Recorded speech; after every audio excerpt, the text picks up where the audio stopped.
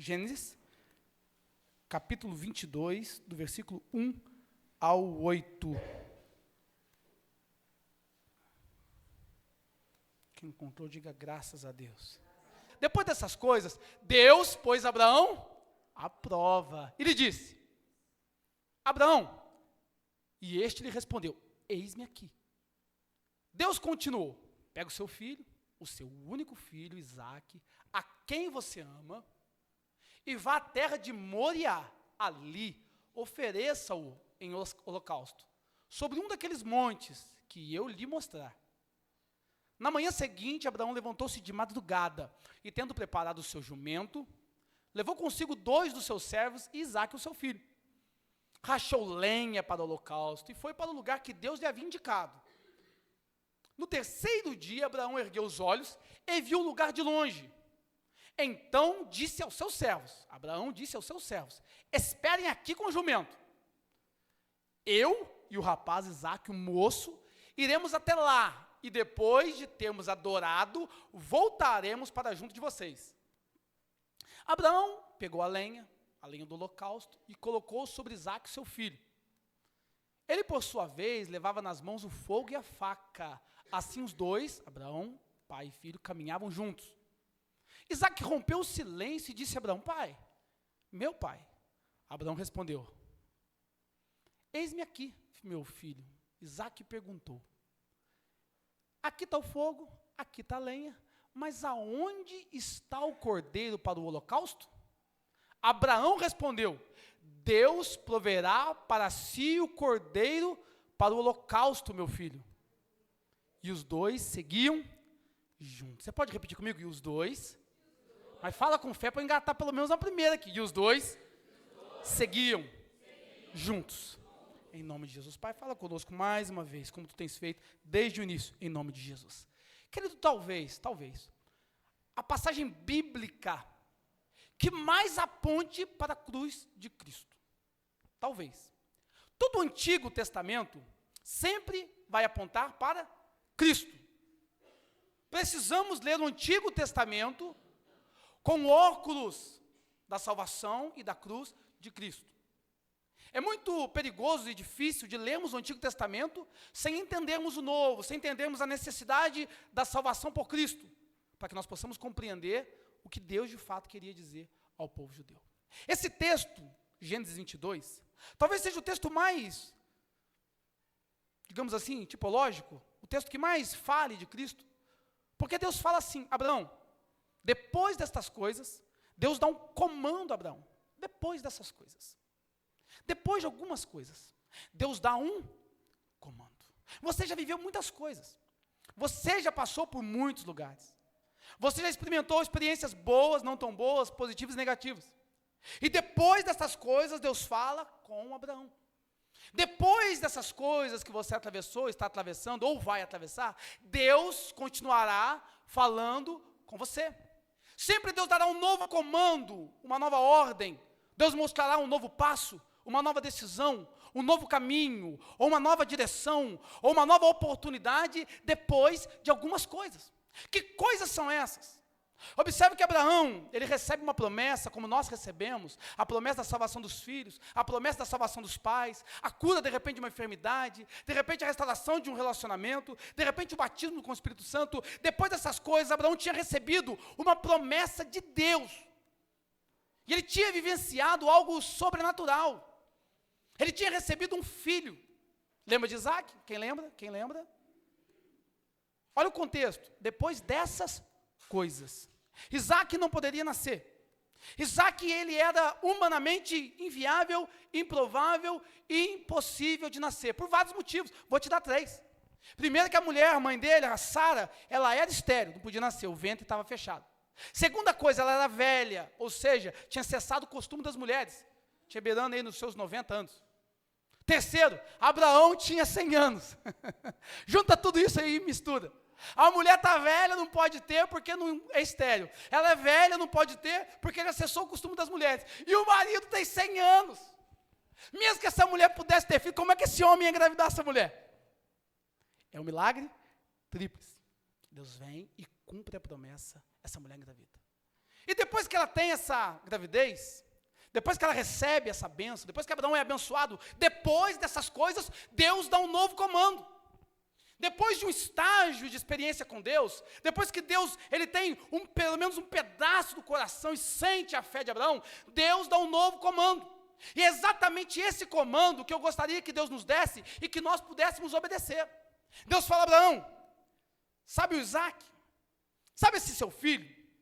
Sabe esse filho que eu prometi, que você esperou e aguardou há tanto tempo? Você vai levantar de madrugada, você vai pegar ele e vai para um lugar que eu vou te mostrar.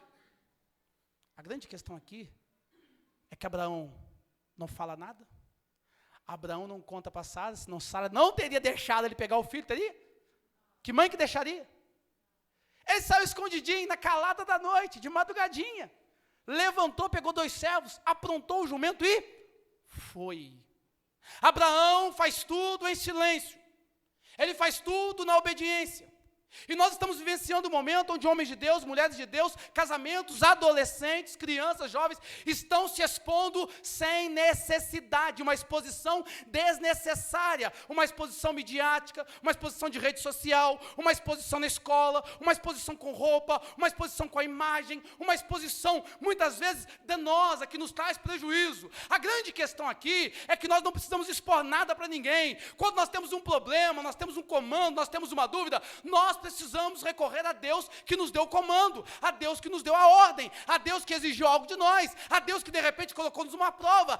Quando a situação aperta, nós não temos que sair nos expondo, precisamos colocar diante daquele que de fato resolve. Aqui eu vou traduzir para você, tem muita gente se expondo e expondo coisas desnecessárias. Meu querido, se o seu corpo não está à venda, se o teu corpo não é vitrine, se o teu corpo ele não é um manequim, então pare de expô-lo em nome de Jesus. Guarda para o teu marido, guarda para a tua esposa.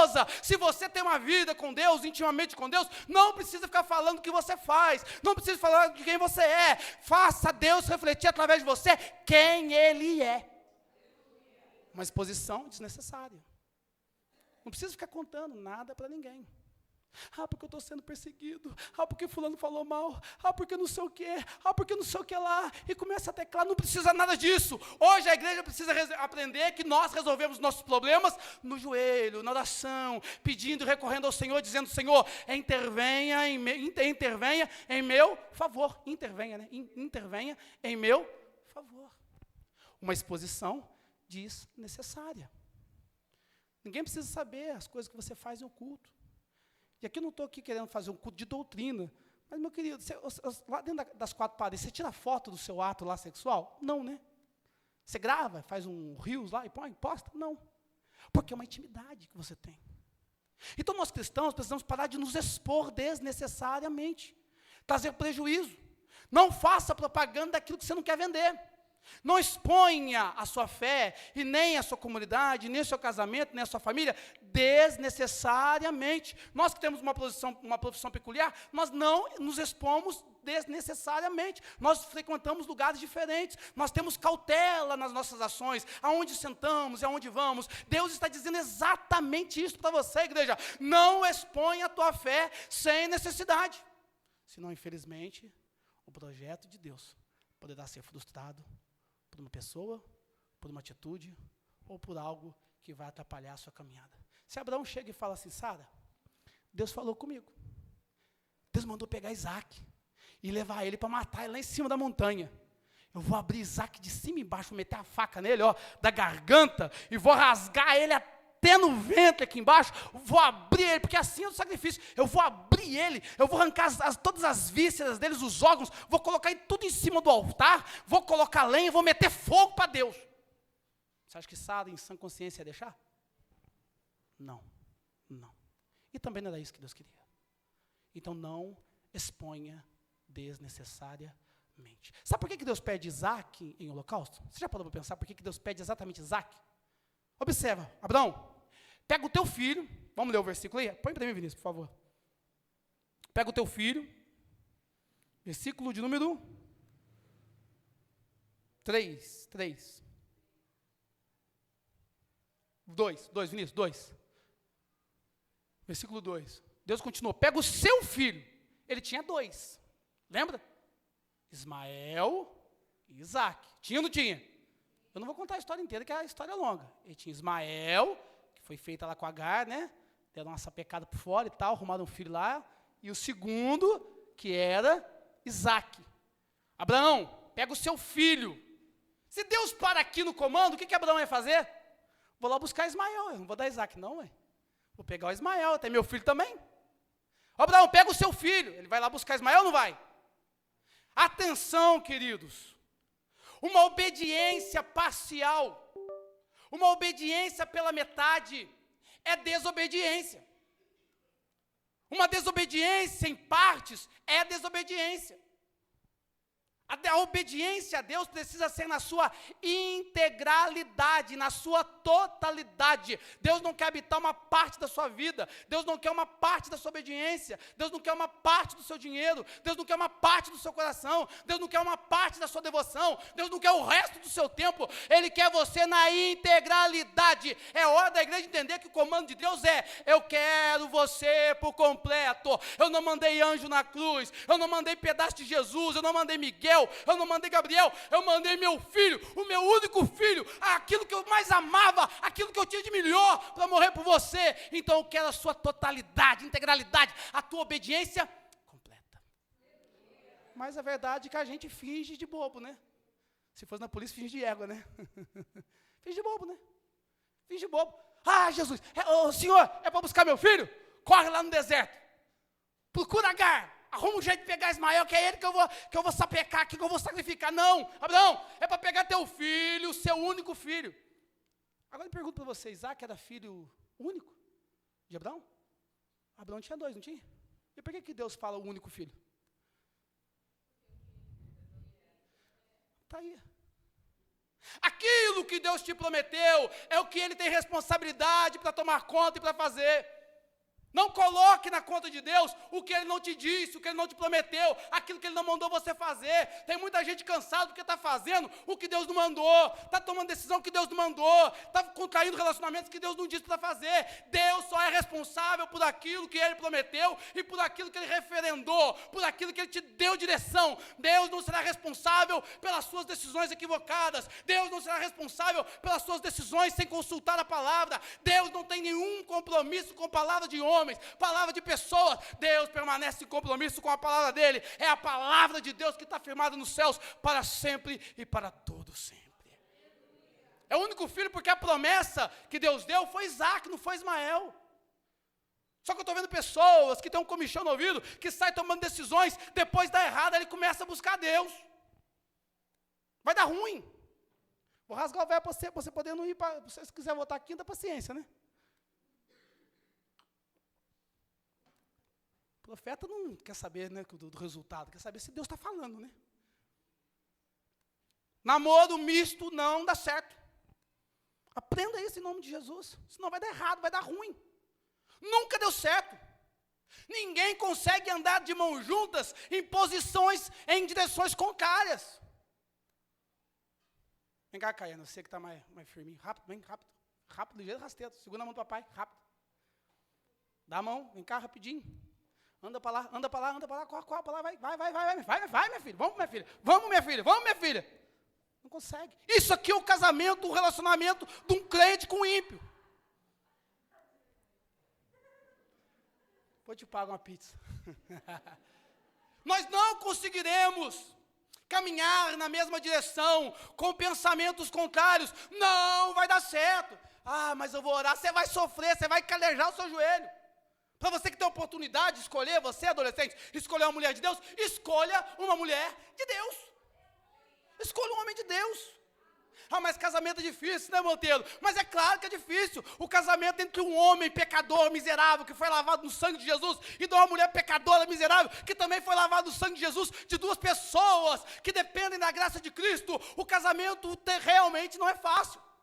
Mas a igreja não é fácil, realmente ser cristão não é fácil, irmão. Por quê? Porque aqui está cheio de gente pecadora igual eu, que foi lavado, remido no sangue de Cristo, e hoje nós somos santos pelo sangue de Jesus. Se o sangue de Jesus sai da nossa vida, ninguém aguenta ficar perto. O serviço não é fácil porque nós temos companheiros também, que nós estamos debaixo do sangue de Jesus. Nunca foi fácil. Deus nunca prometeu caminho fácil. Deus nunca prometeu atalho. Se falaram que ia ser fácil, se falaram que tudo ia dar certo, ia ser um mar de rosas, que a rosa não tinha espinho, que ia ser uma bênção, que você não ia chorar nem um minuto, que você não ia pensar em desistir umas 10 vezes, mentiram para você, te enganaram, mas hoje eu venho te dar uma palavra que vai no teu coração. Deus só será responsável por aquilo que Ele te prometeu, porque o que Ele prometeu, Ele garante, o que Ele prometeu, Ele cumpre, o que Ele prometeu, Ele faz, porque Ele tem compromisso com a sua palavra. A palavra de Deus não voltará para Ele vazia, ela vai prosperar, ela vai fazer acontecer aquilo para o qual ela foi mandada, no nome de Jesus. Eu acho que essa é uma boa palavra, eu acho que você pode glorificar o Senhor. Ô Isaac, toma o teu filho, o teu único filho, a quem você ama. Eu não sei, a Bíblia não fala tudo, né? Mas quem sabe esse homem chegou na hora do vamos ver ele pensou, subiu, né? Em silêncio, né? Meu Deus do céu, acho que eu vou pular para trás, né? Pode ter passado na cabeça dele. Acredito que não, né? Porque ele dá uma palavra de fé. Mas muitas vezes, nós, quando recebemos um comando de Deus, uma ordem de Deus, pela palavra, às vezes Deus fala conosco em sonhos. Às vezes você faz um devocional, Deus fala contigo. Às vezes no louvor, lavando louça, Deus fala contigo. Dentro do carro, ali, às vezes ouvindo um hino, ou pensando em alguma coisa que vem de Deus, Deus fala contigo. Mas muitas vezes nós temos esse sentimento de que voltar atrás, um sentimento de desistir. Você lembra quando você pensou em desistir da sua família? Você lembra? Pensa aí, não precisa contar para mim não. Sua esposa não precisa saber que você pensou de largar o casamento não. Você guarda só para você e Deus. Lembra quando você pensou, você vai largar a mão desse negócio que não está dando certo, está difícil para mim. Lembra quando você pensou de largar a mão da igreja porque estava difícil a luta, estava difícil a dificuldade, você estava cansado e você estava sendo traído, você estava sendo perseguido, você pensou, vou largar a mão da igreja, eu vou largar a mão da fé, eu vou largar a mão de Cristo.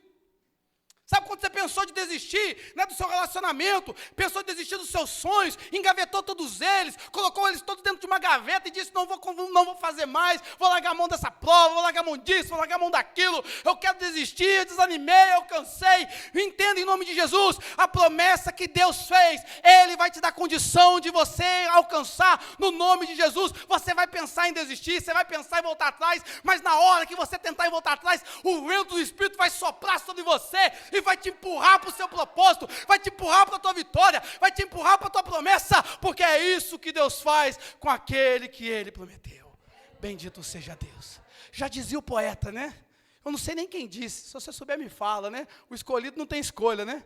Já dito, todo mundo vai dizendo, eu estou dizendo também, né? Estou repetindo também, né? Então, se eu não sei, se eu não ligo em lugar nenhum, já ouvi. Que o escolhido não tem escolha, Deus sempre fará com aquilo que Ele prometeu a você, se cumpra. Agora, se você não desejar viver a promessa de Deus, infelizmente, você será lembrado como um fracassado, como alguém que não ousou a crer naquilo que Deus tinha para a sua vida. Toma o teu filho, toma o teu único filho. Você acha que a decisão foi fácil ou foi difícil?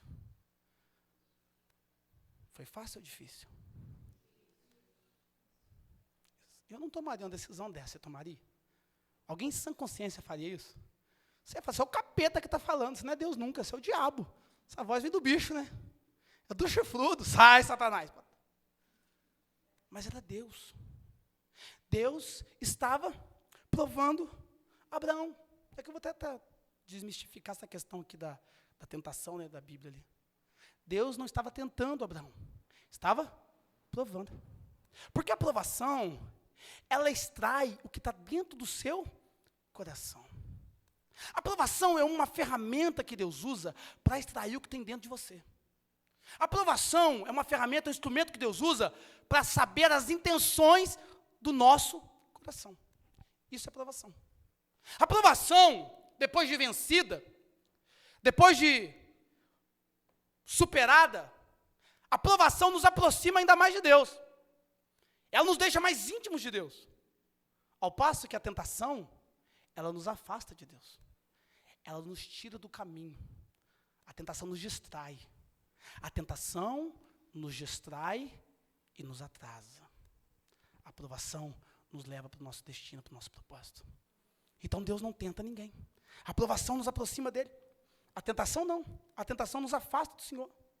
Após a aprovação ser superada, ser vencida, você passar de fato na prova, você tem um carimbo de Deus que é a aprovação, aprovado. Ele carimba na sua vida. Nessa área, o meu filho e minha filha está aprovado, está aprovada. A tentação, depois que você sucumbe e você se entrega a ela, você ganha um outro símbolo, infelizmente, reprovado. Então Deus não tenta ninguém, mas muitas vezes Ele nos prova. Muitas vezes Ele nos pede coisas difíceis. Muitas vezes Ele permite, muitas vezes, não são todas as vezes. E aqui no EFL eu expliquei a diferença de luta e provação. Se você não veio, você perdeu. Explicação bacana de luta e provação na EFL. Venha participar que vale a pena. Quando Deus muitas vezes nos prova e nos permite passar por situações difíceis, alguns que não resistem até o fim, sucumbem, caem, naufragam na fé. Hoje está ruim o português, hein? Está difícil, hein? Não dormiu, né? Não deixaram dormir do malatesta, não teve jeito disso, né? Tá dureza, viu? O sangue do Cordeiro intervém lá. Naufragam na fé. Quando as pessoas sucumbem à provação e à tentação, e elas não resistem, elas naufragam na fé, elas geram traumas, geram dores, geram insônias, pesadelos, complexos. Mas quando nós vencemos as provações, quando nós resistimos ao diabo, quando ele quer nos tentar muitas vezes, nós nos aproximamos de Deus e nós adquirimos resiliência, nós adquirimos muitas vezes cicatrizes. Quem aqui nunca foi marcado na vida? Quem aqui nunca sofreu uma perseguição? Quem aqui que é crente há mais tempo, que nunca sofreu uma retaliação do diabo, que nunca foi incomodado num propósito que você começou num jejum, numa oração, numa campanha, ou de repente em algo que você começou a fazer para Deus? Quem é aqui que nunca recebeu uma resistência das trevas? Essas resistências que vêm, esses problemas que nós temos na caminhada, esses problemas que nós temos no percalço, que nós temos no decorrer da vida, que nos machucam, que nos ferem, que nos sangram, que nos aborrecem, que trazem tristezas, que nos trazem feridas, que abrem traumas, que nos atrapalham o relacionamento com Deus. Esses problemas, quando colocados na cruz de Cristo, quando recebemos o sangue de Cristo, esses problemas são curados e vencidos, e eles se tornam as cicatrizes que nós precisamos para referendar a promessa de Deus. Vou traduzir, vou simplificar para você.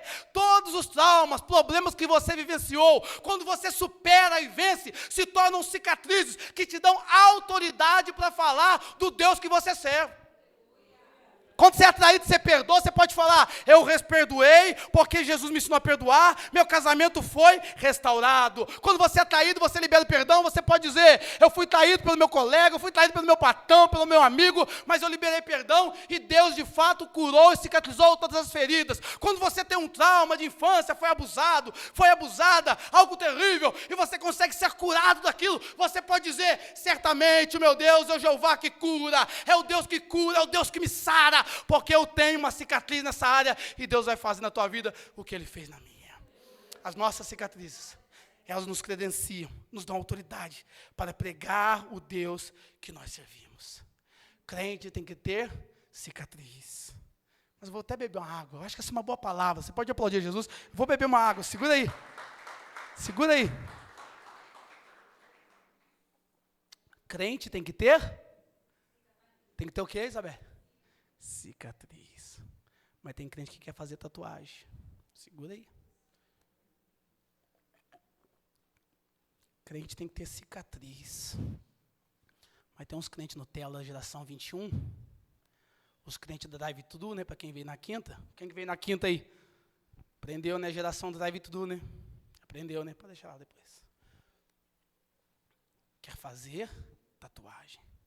Tatuagem não revela quem você é. Tatuagem não quer dizer nada. Muitas vezes elas trazem dificuldade, trazem problemas. Porque muitas vezes você faz um desenho que você não sabe nem o que significa. Sem contar que isso traz um problema espiritual também, que é um tema para um outro momento, lá para o Gessel, com a tia Carla, né? Crente tem que ter cicatriz, feridas curadas. Essa é a marca de crente. Não é tatuar uma cruz aí no seu pescoço, não é tatuar uma cruz uma coroa de espinho nas suas costas, no seu dorso, no seu braço, não é colocar crucifixo, e isso não te faz ser um crente, não é andar com blusa, amo Jesus, não é colocar atrás do seu carro lá, Jesus é bom, Jesus é meu Salvador, e isso não te mostra quem de fato você é em Deus. O que te mostra as lutas que você superou e venceu, são as cicatrizes que Deus curou, as feridas que foram curadas e se tornaram cicatrizes. Crente tem que ter cicatriz, no sentido de que eu venci em Deus, eu superei em Deus, Deus me levantou, eu estava caído, prostrado no pó, eu estava quase morto nos meus pecados, eu estava largado nos meus vícios, mas a boa e poderosa mão de Deus veio em meu favor, me ergueu do monturo, e hoje eu tenho uma cicatriz cicatrizada que curou, superada, e eu posso testemunhar, eu tenho autoridade de Deus para testemunhar daquilo que Deus é, daquilo que Deus fez e daquilo que Deus faz. Crente tem que ter cicatriz. Tatuagem não revela quem é crente. Está cheio de crente tatuado aí, dando mau testemunho. Colocando roupa curta para mostrar a tatuagem em cima do cós, né? Quer que eu traduzo também. Você sabe onde que é o cós, né? Se não traduzo. Deus prova Abraão. Abraão, pega o teu filho. O teu único filho. O filho que você ama. Sabe o que Abraão faz? Eis-me aqui. Estou aqui, Jesus. Eu te pergunto para você. Deus nos pede coisas tão pequenas e a gente vive se escondendo. A gente parece que quer brigar de pique-pega com Deus. Não tem como correr, irmão. Se desse para correr, eu corria. Me ensina o caminho, a rota de fuga e me fala que não tem como correr. Não dá para correr. É perca de tempo correr. É sofrimento desnecessário correr do propósito de Deus. Você só vai atrasar o que Deus tem para a sua vida. Eis-me aqui. Deus tem falado com pessoas aqui por muito tempo, que Deus quer fazer algo na tua vida, no teu casamento, no teu ministério, que Deus tem uma obra com você nessa terra, mas você vive tentando se esconder de Deus, você vive recusando convites do que o Senhor tem feito, você vive recusando as oportunidades que Deus tem te dado, Deus está colocando pessoas do teu lado para serem uma terra fértil, e você não semeia palavra, não semeia vida, não semeia testemunho, não semeia oração, não semeia nada. Deus está querendo que nós possamos dizer nessa noite, eis-nos aqui. Não é só no domingo à noite, não é só na Santa Ceia. Deus está dizendo, minha filha, meu filho, eu quero encontrar você todas as manhãs, todos os dias. Eu quero o teu coração disponível. Quem é que está tomando conta? Quem é que está entonizado, sentado no trono do teu coração? Eu quero dizer, Senhor, eis-me aqui. Está desocupado, habita Espírito Santo, meu coração, porque o meu coração é o teu trono, é o teu altar. Mas não. A gente dá desculpa, estou sem tempo. Não, amado. Eu estou com tempo, eu estou à toa na casa? Eu não estou, ué. Também trabalho. Os irmãos que estão aqui, todo mundo que faz alguma coisa aqui, todo mundo trabalha. Ninguém vive aqui de oxigênio só não, ué. Quem vive sem fazer nada é peixe, né? Que vive nadando, nada, não faz nada. O que o peixe faz? Nada. Depois eu conto a história do meu tio Lourenço, daqui a pouquinho. Todos nós temos ocupação. Não podemos esconder e negar-nos ao nosso Deus com desculpa que não temos tempo. Nós não temos prioridade. Esse que está lá no videozinho do nosso Instagram, nós não temos prioridade. Aí tudo bem, estou sem tempo. Também estou. Meu relógio tem 24 horas igual o seu. E vive atrasado, né? Tem dia que a gente atrasa, viu, Calma? Tem dia que eles atrasam a gente. Tem isso também. Tem dia que eu atraso, mas tem dia que eles atrasam a gente. Tem crente que vive atrasado. Eu já preguei isso aqui. Não adianta ficar dando desculpa. Deus quer o seu eis-me aqui. Para de correr. Para de se esconder. Para de ficar inventando desculpa. Não posso por isso, não posso por aquilo. Não posso porque é meu casamento, não posso porque é meu filho. Não posso porque é o presbítero, não posso porque é isso. Por causa disso, por causa daquilo, porque eu passei, porque eu sofri, porque eu já fui. Deus não quer desculpas. Deus quer o meu eis-me aqui. Senhor, eu quero o seu instrumento nas tuas mãos. Como é que o Senhor vai usar? Como é que o Senhor vai amolar? Como é que o Senhor vai desengripar? Como é que o Senhor vai resolver o problema? Isso é com o seu Espírito Santo. Mas eu estou aqui, Senhor. Então eis-me aqui, usa-me, que eu possa ser um instrumento nesse tempo. Eis-me. Mas, na verdade, alguns crentes preferem dar desculpas.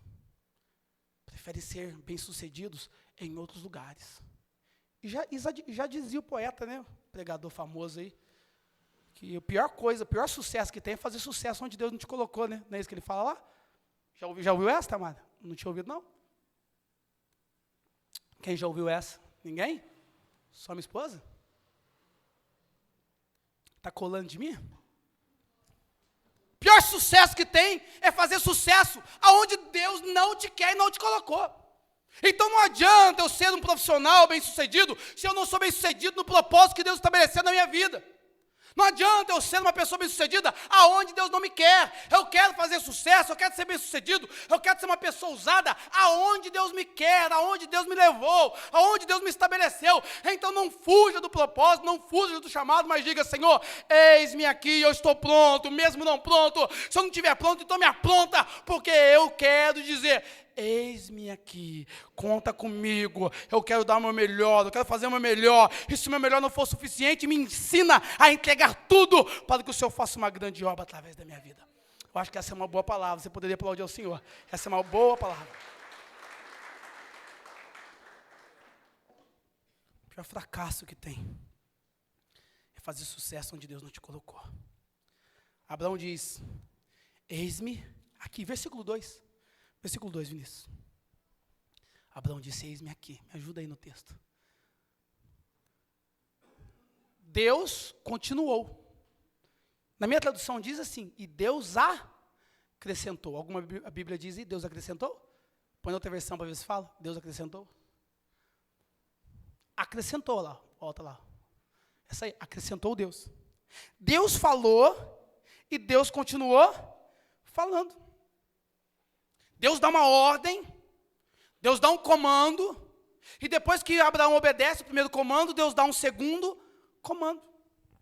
Você nunca terá acesso a lugares que Deus estabeleceu para você se você não der o primeiro passo do eis-me aqui. Depois do eis-me aqui, aí todas as portas que já estão preparadas se abrirão. Deus dará as chaves que você precisa. Deus levantará as pessoas que você precisa. Deus levantará os recursos que nós precisamos. Não se surpreenda, ouça bem, guarda no teu coração. Não se surpreenda quando pessoas começarem a entrarem aqui, pessoas que vão dar grandes ofertas para a gente comprar o nosso terreno e comprar o nosso templo. Não se surpreenda quando entrarem pessoas aqui e serem curadas de enfermidades. Não se surpreenda quando Deus começar a restaurar casamento neste lugar, começar a abrir ventre de pessoa estéril, começar a fazer coisas que nós não imaginamos que Deus possa fazer, porque quando obedecemos a primeira ordem, o primeiro comando, Deus continua fazendo, porque Ele disse: eis aqui, você está disponível, então eu vou fazer o que só eu posso fazer. Deus acrescentou.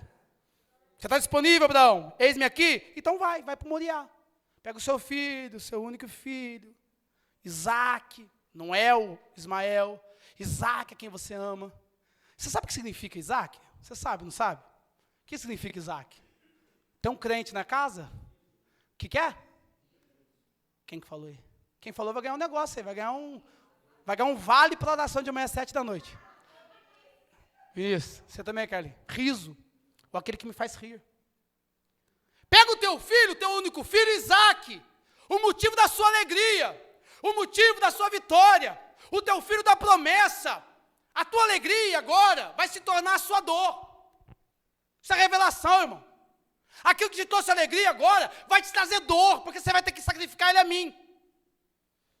Deus, muitas vezes, permite lutas e provas e nos machuca aonde Ele vai usar a nossa vida. Deus, muitas vezes, nos fere aonde Ele quer nos usar. Se você foi ferido no ministério, Ele vai te usar no ministério. Se você foi ferido no casamento, Ele vai te usar no casamento. Se você foi ferido, de repente, como empresário, Ele vai te levantar como um grande provedor de recursos, porque muitas vezes Deus nos fere aonde Ele quer nos usar justamente para que nós possamos ter a autoridade para testemunhar daquilo que Deus fez.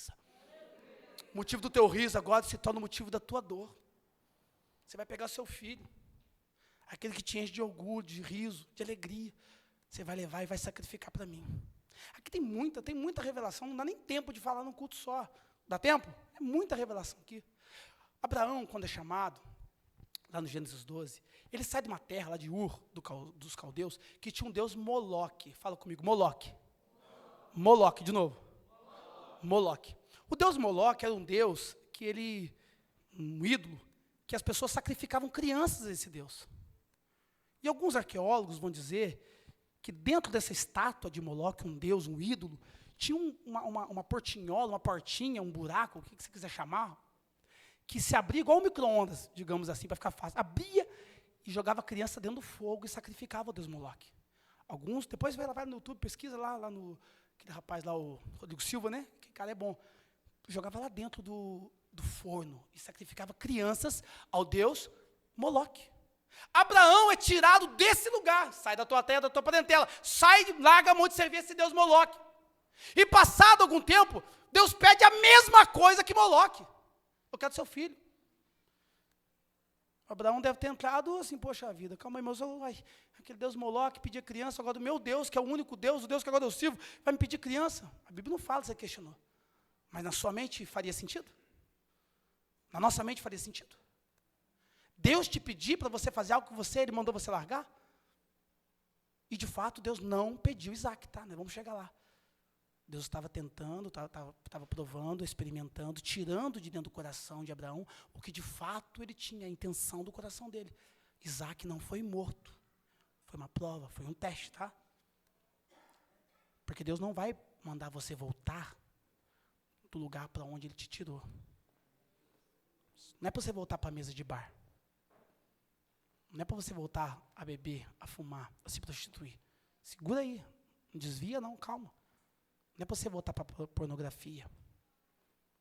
Não é para você voltar para a masturbação. Não é para você voltar para a mentira, para a fofoca. Deus nunca vai mandar você voltar da onde Ele te tirou. Não é para você voltar para trás. Não é para você voltar com aquelas velhas amizades que só estavam fundando a sua vida espiritual. Não é para você voltar com aquelas velhas mesmas manias, aqueles velhos hábitos, aqueles velhos costumes, aquelas velhas gírias, aquelas velhas pessoas, aquele lugar antigo, tudo como antes. Não! Deus te tirou de lá porque Ele quer fazer uma obra grande através de você.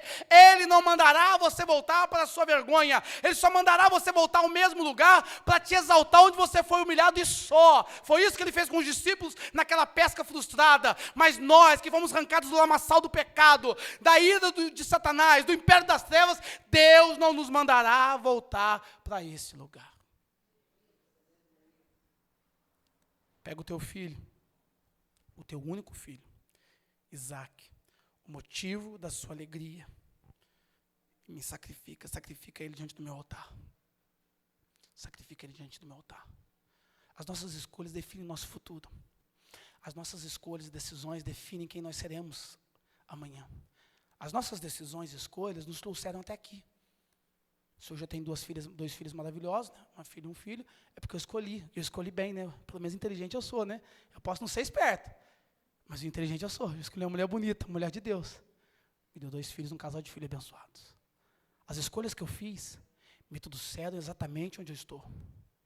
As escolhas que nós fizemos daqui em diante nos levará para a eternidade com Deus ou para a eternidade sem Deus.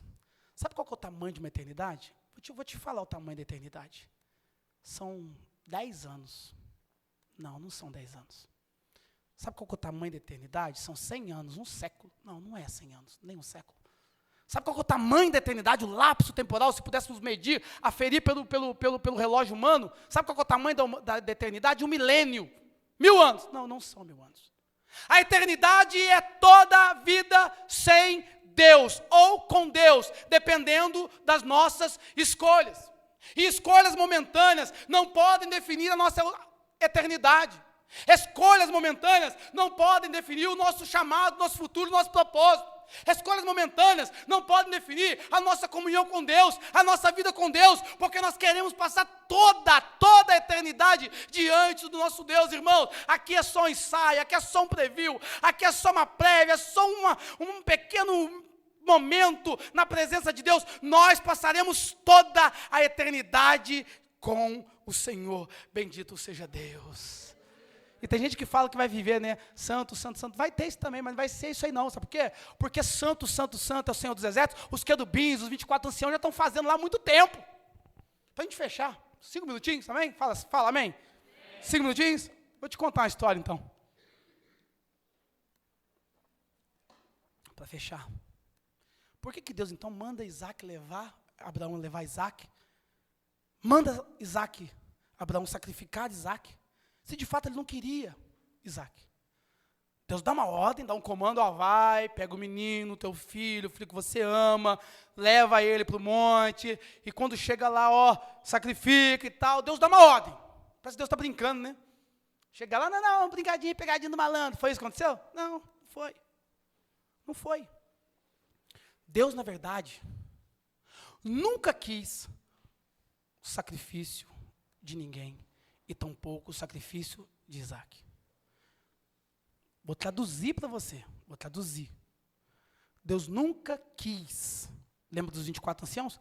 Deus nunca quis a sua adoração, porque Ele já tem a adoração dos céus. Ele já tem. Por que Ele vai querer a adoração de um pobre, miserável, pecador igual a gente? Lavado e redimido no sangue de Jesus. Hoje não somos mais pecadores, porque somos santos pelo sangue de Jesus.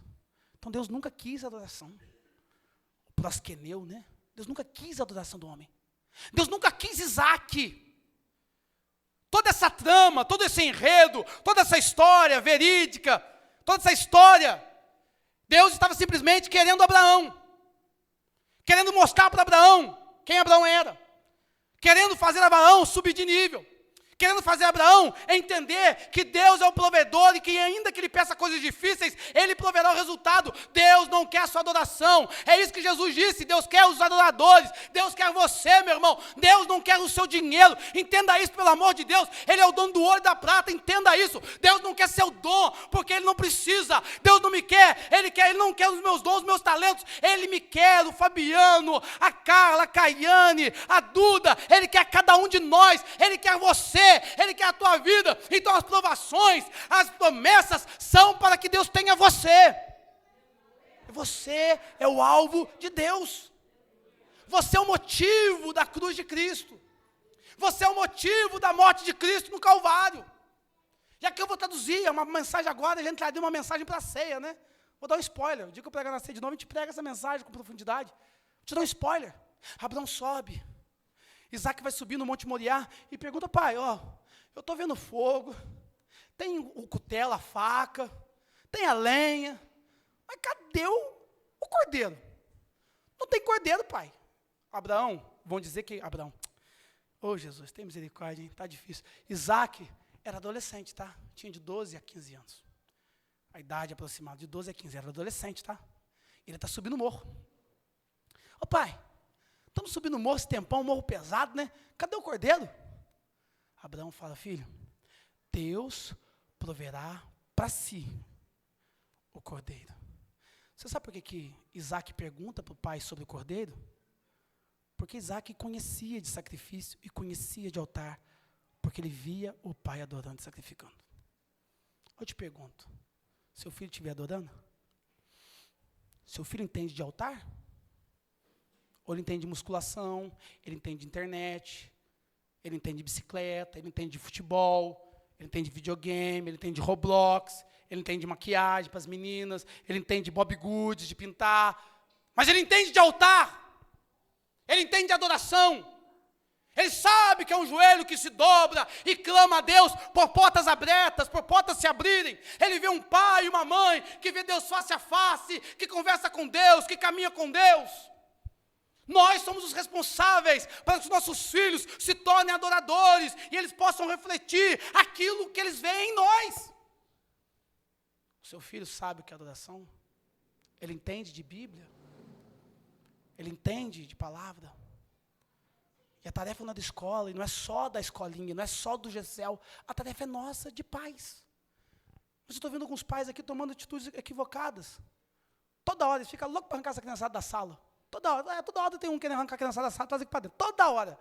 Quando estava tudo fora da igreja, que ninguém queria trazer, mexer com as crianças. Aí está tudo dentro da igreja, quer arrancar de dentro da igreja, arrancar de dentro da sala. Nossos filhos precisam nos ver sendo homens e mulheres de altares. Tem muito filho de crente se desviando na mesa e no sofá da própria casa. Cuidado. As decisões que nós tomamos.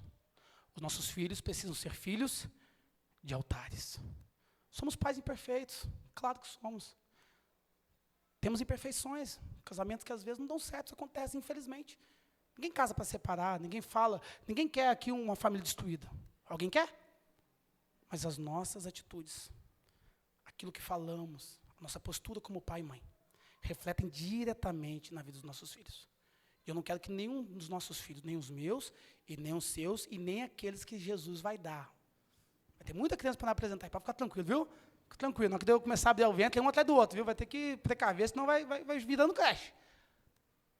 Não permita que o diabo desvie os nossos filhos, os seus filhos, os filhos dos crentes, dentro do sofá da casa. Invista nos seus filhos. A gente compra uma boa roupa, tá todo mundo bonitinho, bem vestidinho? A gente compra, não compra? O Davizinho tá lindo aí, tá. Bom sapato, uma boa saia, às vezes uma boa escola, quando temos condição. Mas o que mais importante temos é a nossa fé, o nosso caráter, aquilo que ensinamos a eles. Precisamos ser pais que ensinem os nossos filhos a ser filhos de altar.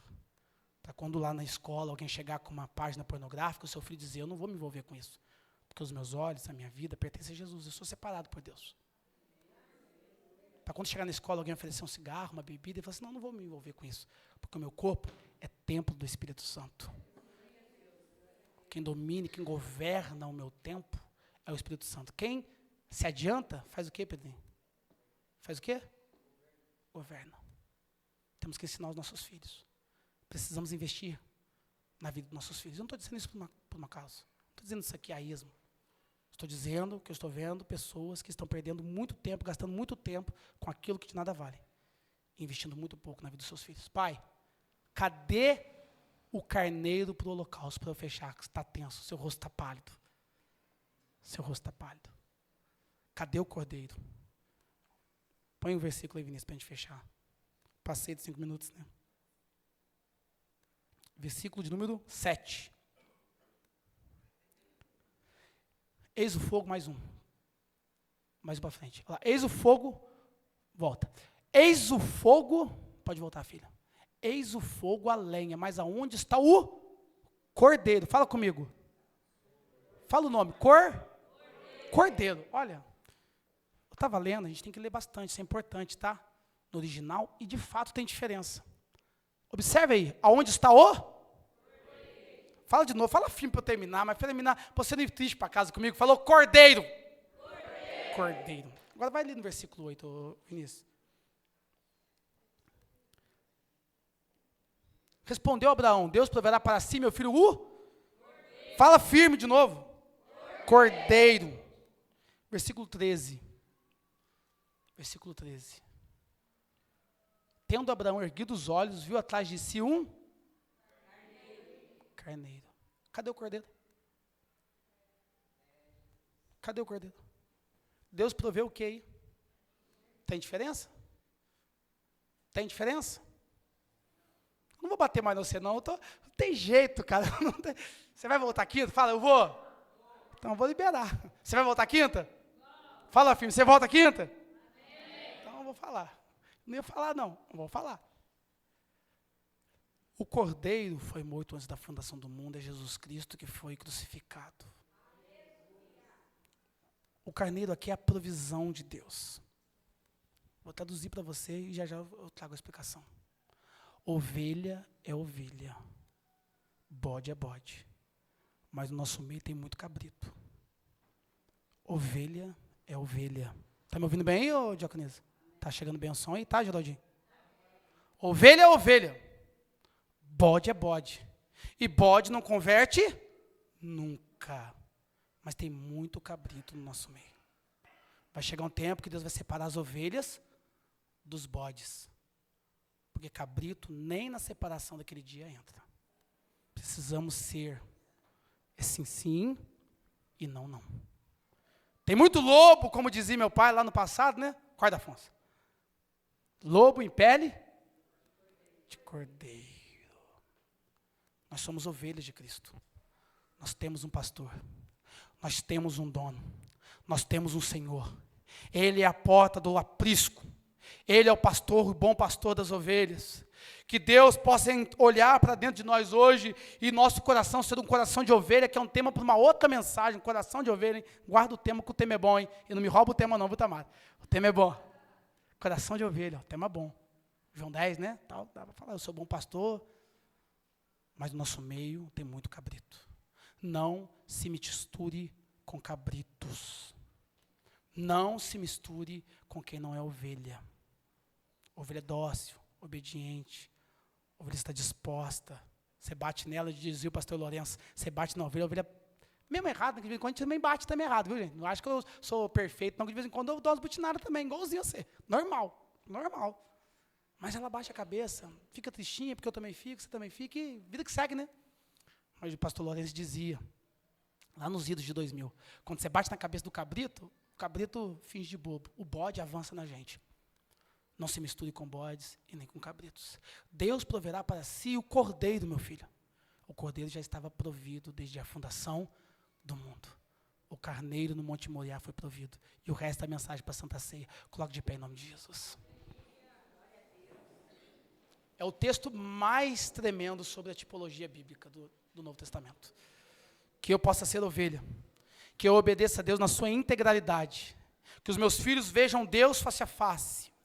Que o Senhor te dê condição de ser um pai e uma mãe que veja Deus face a face, e os seus filhos também possam ver Deus face a face, que nós sejamos obreiros, servos do Senhor, que possamos conduzir as pessoas ao altar de Cristo, que possamos trazer pessoas até nós, porque quanto mais perto de nós essas pessoas estiverem, mais próximas de Cristo elas estarão, porque nós estamos próximos de Cristo, que nós possamos ser filhos obedientes, que possamos ser maridos obedientes, que possamos ser mulheres obedientes, que o Senhor ache graça aos nossos olhos, que o Senhor nos capacite com uma unção sobrenatural, que o Senhor jogue por terra todo o adversário das trevas, toda seta maligna, que todo dardo flamado do maligno caia por terra. O diabo não terá poder contra os teus filhos, o diabo não terá poder contra o teu casamento, o diabo não vai ficar soprando no teu ouvido palavras de maldição, palavras de derrota, palavras de acusação, porque o sangue do Cordeiro,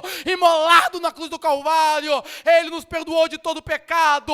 No Monte Moriá, aleluia, o carneiro estava preso no meio dos galhos, lá no Monte Moriá, o carneiro estava com chifre, com os pés agarrados nos galhos, mas na cruz do Calvário, Cristo estava preso na cruz, com pregos e com cravos, para nos dar libertação, para nos trazer vida, para nos trazer vitória, e é isso que teremos para a glória de Deus.